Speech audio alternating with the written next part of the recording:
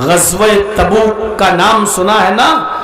اسلامی جنگیں جو ہوئی ہیں ان میں ایک غزوہ کہتے ہیں اس کو جس میں صحابہ کرام کے ساتھ ساتھ نبی اکرم بھی اس میں شریک ہوئے ہوں اور نبی اکرم بھی اس میں شرکت کیے ہوں، اس کو کہتے ہیں غزوہ۔ نبی اکرم کی زندگی میں غزوہ اور سریہ دونوں کو ملایا جائے، غزوات و سرایہ، تو ٹوٹل ان کی تعداد ہوتی ہے 80، جس میں اللہ کے نبی شریک ہوئے وہ غزوات بھی شامل ہیں اور وہ سریہ بھی شامل ہیں جس میں اللہ کے نبی صلی اللہ علیہ وسلم شریک نہیں ہوئے۔ غزوات و سرایہ دونوں کو جوڑو تو 80، اور 80 غزوات اور سرایہ میں جو لڑائیاں ہوئی ہیں دونوں طرف سے اگر جوڑا جائے کہ لوگ کتنے مرے اور کتنے شہید ہوئے، تو صحابہ کرام کو بھی جوڑا جائے جو شہید ہوئے، اور کافروں میں جو لوگ مارے گئے ان کو بھی جوڑا جائے، اگر 80 جنگوں کے حالات پیش کیے جائیں تو ابن القیم الجوزی رحمۃ اللہ علیہ نے لکھا ہے اپنی کتاب کے اندر زاد المعاد میں کہ غزوات و سرایہ دونوں کو جوڑا جائے تو ان میں مرنے والے کافر اور شہید ہونے والے صحابہ ان دونوں کی تعداد کو جوڑا جائے تو ٹوٹل 1018، 80 جنگوں کتنے لوگ؟ 1018۔ یہاں تو ایک جنگ میں کتنے لوگ مارے جاتے ہیں، وہ بھی بے قصور بے گناہ۔ فلسطین کا حال دیکھ لیجیے آپ، جو مارے جا رہے ہیں وہ بالکل بے قصور، جو عورتیں قتل کر دی گئی وہ بے قصور، جو مرد مارے گئے وہ بے قصور۔ ارے تمہاری جنگ جس سے ہے وہ تو نہیں مر رہے ہیں، بمباری سے جو لوگ مارے جا رہے ہیں وہ بے قصور۔ یہاں تو جنگ لڑنے والے کافر اور مسلمان صحابہ دونوں کو جوڑا تو 1018، اور حالات ایسے کہ آپ نے ان جنگوں میں جو اصول اور جو ضابطہ بنایا وہ اتنا سخت ضابطہ کہ دیکھو جنگ اگر مسلط ہی کر دی جائے اور مجبور کر دیا جائے تمہیں لڑنے پر تبھی لڑنا، اور لڑتے وقت بھی یاد رکھنا کسی بوڑھے کی گردن پہ تلوار نہ چلے، کسی عورت کی گردن پہ تلوار نہ چلے، کوئی معصوم بچہ تمہاری تلوار سے نہ مارا جائے۔ اتنے سخت اصول، اتنے ہارڈ ضابطے بنائے ہیں اسلام کے گائیڈ محمد رسول اللہ صلی اللہ علیہ وسلم نے۔ دونوں کو جوڑا گیا تو کتنے ہوئے؟ 1018۔ 80 جنگوں سے ڈیوائیڈ کر دیجئے 80 سے تو ایک جنگ میں مرنے والے 50 بھی نہیں ہیں، 50 بھی نہیں پڑیں گے۔ آپ اندازہ لگا سکتے ہیں میرے پیارے ساتھیوں، ذرا سوچئے۔ وہ غزوہ جس کو غزوہ تبوک کہا جاتا ہے، نبی اکرم صلی اللہ علیہ وسلم کی طرف سے حکم ہوتا ہے اس غزوے کے لیے نکلنا ہے۔ اب توجہ دیجئے، اللہ کے نبی کی طرف سے حکم دیا جاتا ہے اس غزوے کی طرف نکلنا ہے، صحابہ کرام تیار۔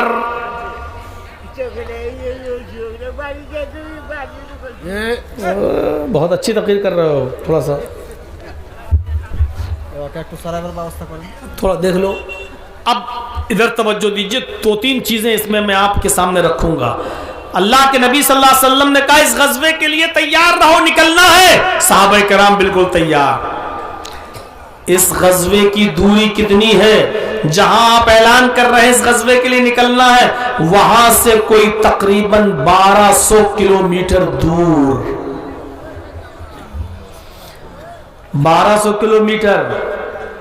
جرجی صاحب لکھنؤ سے آپ کے برہروا میں اتر رہے ہیں، 1200 کلومیٹر نہیں ہے، 800 850 کلومیٹر کی دوری۔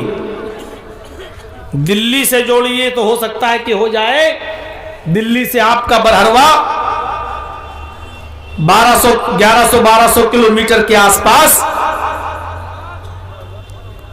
اتنی دور جانا ہے اس جنگ میں لڑنے کے لیے، اور فور ویلر نہیں ہے, بائک بھی نہیں ہے, بسیں بھی نہیں ہے, ٹرین بھی نہیں ہے, فلائٹ بھی نہیں ہے.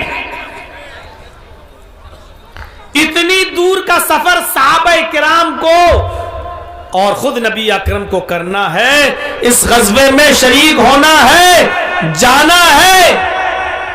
جو منظر میں دکھانا چاہتا ہوں اس منظر پر آئیے میرے بھائیوں. وہ اونٹوں سے جانا ہے, یا گھوڑے پر بیٹھ کر جانا ہے, یا کھچر پر بیٹھ کر جانا ہے, اس کے علاوہ سواری کا اور کوئی راستہ نہیں ہے. گھوڑے ہیں نہیں, کھچر کی بھی کمی ہے اور اونٹوں کی بھی کمی ہے. سوچئے میرے ساتھیوں, اتنی دور جانا ہے, غزوے کا حکم مل چکا ہے.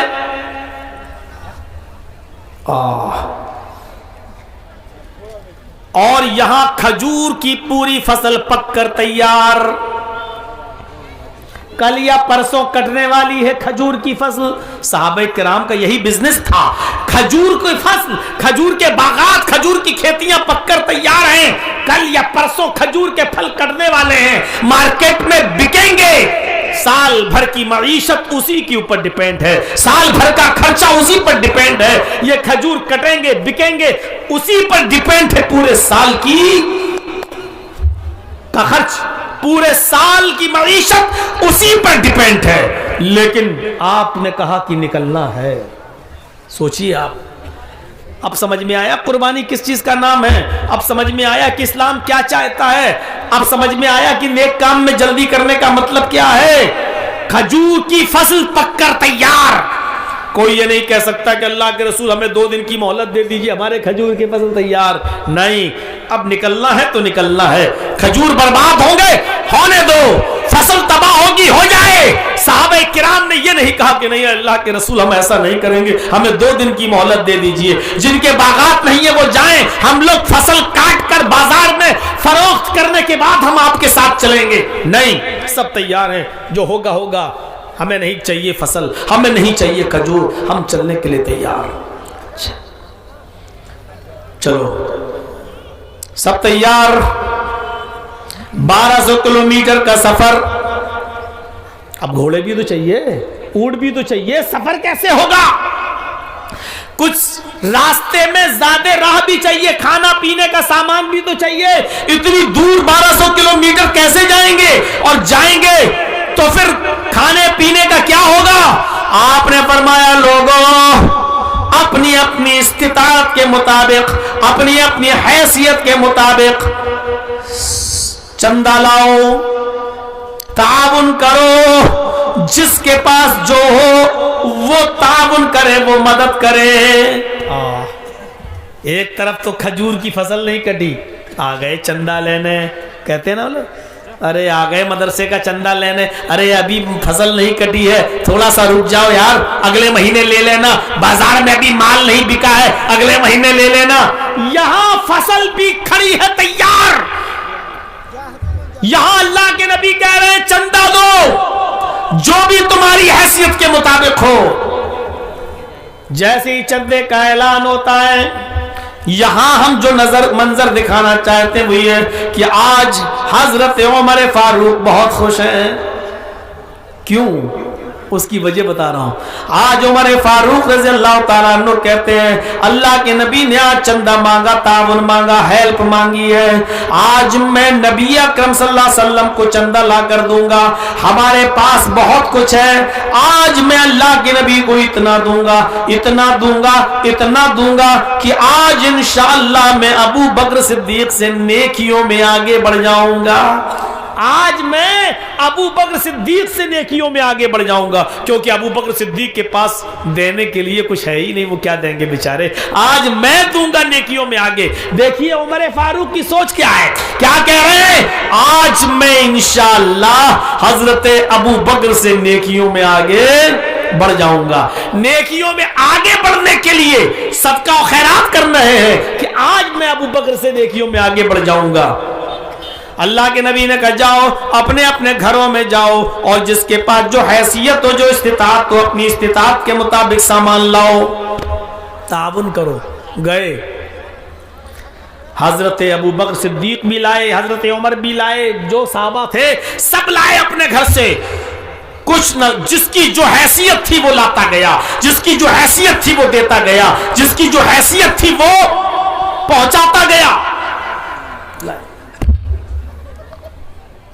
نبی اکرم صلی اللہ علیہ وسلم نے دیکھا سب لا چکے، آپ نے ڈھیر سارا مال دیکھا، حضرت عمر فاروق کا مال زیادہ تھا، آپ نے کہا یہ کس کا ہے؟ حضرت عمر نے ہاتھ اٹھایا، اللہ کے رسول میرا، اے اللہ کے نبی یہ میں لایا ہوں۔ آپ نے کہا ادھر آؤ، جی یہ تمہارا مال ہے؟ ہاں۔ اگر یہ مال تمہارا ہے تو تم نے اپنے گھر پہ کیا چھوڑا ہے؟ اب دیکھیے، اے عمر اگر یہ مال تم لائے ہو تو ایسا لگ رہا ہے کہ سارا پورا گھر کا سارا مال اٹھا لائے، اگر سارا مال یہ تم اٹھا لائے تو گھر میں آپ نے کیا چھوڑا ہے؟ حضرت عمر مسکراتے ہوئے کہتے ہیں کہ اللہ کے نبی جتنا مال لایا ہوں اتنا ہی میں نے گھر میں بھی چھوڑا ہے، یعنی اپنے گھر میں جب میں گیا تو میں نے اپنے گھر کے سامان کے دو حصے کر دیے، دو چادر تھی، ایک چادر گھر پہ چھوڑی، ایک چادر یہاں لے آیا، دو برتن تھے، ایک برتن گھر چھوڑا، ایک برتن یہاں لے آیا، دو اونٹ تھے، ایک اونٹ گھر چھوڑا، ایک اونٹ یہاں لے آیا، دو گھوڑے تھے، گھوڑا گھر چھوڑا تو ایک گھوڑا یہاں لے آیا۔ اے اللہ کے نبی میں نے اپنے گھر کے سامان کے دو حصے کیے، میں نے اپنے گھر کے سامان کو 2 پارٹس میں ڈیوائیڈ کر دیا۔ اے اللہ کے نبی صلی اللہ علیہ وسلم میں نے آدھا سامان گھر میں چھوڑا اور آدھا میں یہاں لے آیا۔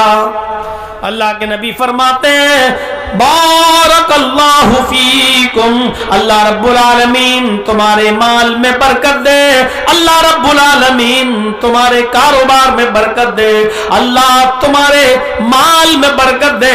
آپ نے ان کو فرمایا اللہ تمہیں برکتوں سے نوازے، آدھا مال تم لائے ہو اور آدھا گھر پہ چھوڑ دیا، اللہ تمہیں برکتوں سے نوازے۔ آپ کی نظر اس غزوہ تبوک میں سامان لانے والے صحابہ کرام میں ابو بکر صدیق کے مال پر بھی گئی جو بہت تھوڑا سا مال تھا۔ آپ نے فرمایا یہ کس کا ہے؟ حضرت ابو بکر صدیق کہتے ہیں اللہ کے نبی یہ میرا ہے۔ آپ نے ابو بکر صدیق کے مال کو دیکھا جو بہت تھوڑا سا تھا، آپ نے کہا ابو بکر ادھر آؤ۔ حضرت ابو بکر کہتے ہیں اللہ کے نبی یہ میرا مال ہے، آپ نے تعاون کے لیے کہا، ہیلپ کے لیے کہا، میں اٹھا لایا۔ آپ نے فرمایا ابو بکر یہ بتاؤ یہ مال اگر تم لے کے آئے ہو تو تم نے گھر پہ کیا چھوڑا ہے؟ میں نے یہی سوال حضرت عمر سے کیا، عمر آدھا لائے آدھا گھر پہ چھوڑا، اے ابو بکر تم نے گھر پہ کیا چھوڑا ہے؟ تمہارے بیوی ہیں، تمہارے بچے ہیں، اگر تم ان کے لیے کیا چھوڑ کے آئے ہو؟ حضرت ابو بکر صدیق کہتے ہیں اے اللہ کے نبی میرے گھر میں جتنا مال تھا سب لے آیا۔ عمر فاروق کا آدھا مال حضرت ابو بکر صدیق کے پورے مال سے زیادہ تھا، عمر کا آدھا مال ابو بکر کے پورے مال سے بہت زیادہ تھا۔ آپ نے کہا ابو بکر تم نے گھر میں کیا چھوڑا ہے؟ فرمایا اللہ کے نبی گھر میں جو کچھ تھا سب لے آیا۔ آپ نے فرمایا لایا ہوا تو دکھ رہا ہے، یہ لائے ہو؟ میں نے پوچھا گھر میں کیا چھوڑا ہے؟ فرمایا اترک اسم اللہ، اے اللہ کے نبی میں نے گھر میں صرف اللہ کے نام کو چھوڑا ہے اور کچھ نہیں چھوڑا، یعنی اللہ اور اس کے رسول کی محبت کو گھر میں چھوڑ کے آیا ہوں، میں نے کوئی چیز گھر میں نہیں چھوڑی ہے، میرے گھر میں جو کچھ بھی تھا سب کچھ اٹھا لایا اور اس کے علاوہ میرے پاس اور کچھ نہیں تھا۔ میرے گھر کا یہ سارا ساسا ساری پونجی ساری جائیداد ہے، اے اللہ کے نبی گھر میں جو کچھ تھا میں سب لے آیا، گھر میں اللہ کے نام کے علاوہ میں نے کچھ نہیں چھوڑا۔ جیسے ہی نبی اکرم صلی اللہ علیہ وسلم نے یہ سنا، جیسے ہی نبی اکرم صلی اللہ علیہ وسلم نے یہ سنا، ابو بکر صدیق نے دیکھا، ابو بکر نے دیکھا کہ عمر فاروق نے دیکھا کہ ابو بکر کا سارا مال ہے اور انہوں نے اپنے گھر میں اللہ اور اس کے رسول کی محبت کے سوا کچھ نہیں چھوڑا۔ تو حضرت عمر فاروق رونے لگے اور زور زور سے رونے لگے۔ لوگوں نے پوچھا کیوں رو رہے ہیں، ان کے رونے کی وجہ کیا ہے، یہ تو اچھا خاصا مال لائے ہیں۔ فرمایا عمر فاروق نے میں اس لیے رو رہا ہوں کیونکہ میرے دل میں یہ خیال آ گیا تھا کہ آج میں ابو بکر سے نیکیوں میں آگے نکل جاؤں گا۔ میں نے اپنے گھر کے سامان کے دو حصے کیے، ایک حصہ گھر پہ چھوڑا، ایک حصہ یہاں، اور میرا یہ سامان اور لوگوں کے سامانوں سے زیادہ ہے۔ آج میں بڑا خوش تھا کہ آج میں نیکیوں میں آگے بڑھ جاؤں گا، آج میں ابو بکر صدیق سے نیکیوں میں آگے بڑھ جاؤں گا۔ ہر معاملے میں ابو بکر آگے بڑھتے رہے، ہر معاملے میں ابو بکر آگے بڑھتے رہے، لیکن آج نیکیوں میں میں آگے بڑھ جاؤں گا۔ لیکن عین موقع پر ابو بکر صدیق نے یہ کہہ دیا کہ میں نے گھر میں کچھ نہیں چھوڑا سوائے اللہ اور اس کے رسول کی محبت کے، سارا کا سارا مال لے آیا۔ تو ظاہر ہے کہ آج بھی میں حضرت ابو بکر سے نیکیوں میں آگے نہیں بڑھ پایا، کیونکہ ابو بکر نے جو کچھ تھا سب لائے اور میرے پاس جو کچھ تھا میں اس کا آدھا لایا۔ تو میرا آدھا اگرچہ بہت زیادہ ہے لیکن ان کے سب سے کم ہے، اس لیے کہ وہ سب لے آئے اور میں تو آدھا ہی لایا ہوں۔ انہوں نے اسلام کے لیے سب قربان کر دیا اور میں نے اسلام کے لیے اپنا آدھا مال قربان کیا ہے، اس لیے میں نیکیوں میں ابو بکر صدیق سے کبھی آگے نہیں بڑھ پاؤں گا، میں نیکیوں میں ابو بکر صدیق سے کبھی آگے نہیں نکل سکتا۔ میرے بھائیوں، سبقت کرنا ہو کرو، ایک دوسرے سے آگے بڑھنے کی کوشش کرنی چاہیے، لیکن نیکیوں کے کاموں میں دیکھیے عمر فاروق نیکیوں کے کام میں ابو بکر سے آگے بڑھنا چاہتے تھے لیکن نہیں بڑھ پائے اور کہا کہ میرا آدھا مال اگرچہ ابو بکر کے مال سے زیادہ ہے لیکن ابو بکر سارا لے آئے، ہم تو آدھا لائے، اس لیے میں نیکیوں میں کبھی ابو بکر سے آگے نہیں بڑھ سکتا ہوں۔ ایک بار سودا کرنے لگے، حدیث کی کتابوں میں آیا ہے، ایک بار سودا کرنے لگے، حضرت عمر کہنے لگے اے ابو بکر اپنی نیکی بیچو گے؟ نیکی بھی کہیں بکتی ہے؟ اپنی نیکی بیچو گے؟ کہا نیکی بھی کہیں بکتی ہے؟ کہا بس ایک نیکی، اے ابو بکر ایک نیکی، only one، بس ایک نیکی تم مجھے دے دو اور میری ساری زندگی کی نیکیاں تم لے لو، میری پوری زندگی کی عبادتیں تم لے لو، میری ساری زندگی کی نیکیاں تم لے لو اور مجھے اپنی زندگی کی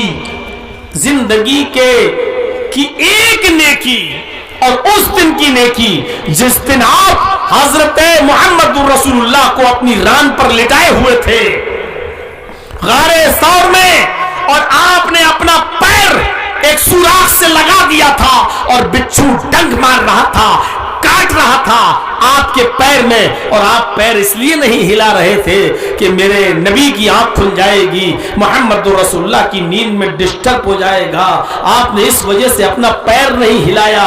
بس اس ایک دن کی نیکی مجھے دے دیجئے اور اس ایک دن کی نیکی کے بدلے میں میری ساری زندگی کی نیکیاں لے لو، مجھے امید ہے کہ وہ ایک دن کی نیکی میری ساری زندگی کی عبادتوں سے بھاری ہوگی۔